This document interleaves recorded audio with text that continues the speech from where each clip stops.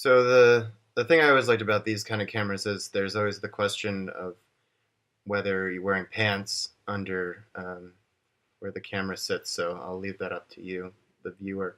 But the question here is to talk about my short story Will, and I'm very grateful that it's going into Blue Penny Quarterly. I guess the first kernel of it started.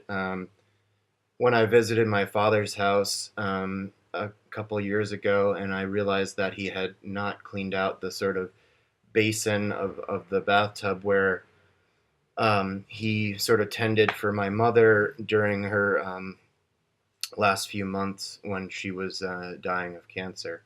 Obviously, sort of a very serious sort of first kernel, but when I thought about that, I mean, one poignant moment doesn't make a story. So I started to want to put the narrator in a situation where he could also be vulnerable.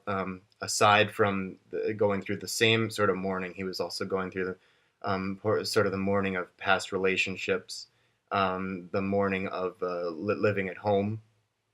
Um, and I wanted the father figure to be not just a foil, but also a sort of a rounded character who ended up being sort of a mixture of my own father and maybe like a Russian 1920s businessman who had a very sort of hedonistic outlook on life, and that a strip club could fix things, and um, which is true. Obviously, a strip club can fix anything, at least for a little while. But um, in the end, I really think the story is about disconnection, about endings, and really is almost a little bit sweet at the end, although undoubtedly tragic that the son is able to sort of finally connect with his father through loss and through the idea that nothing will ever be the same, and that the first time maybe that the father in the story finds love and understands love, it's already too late.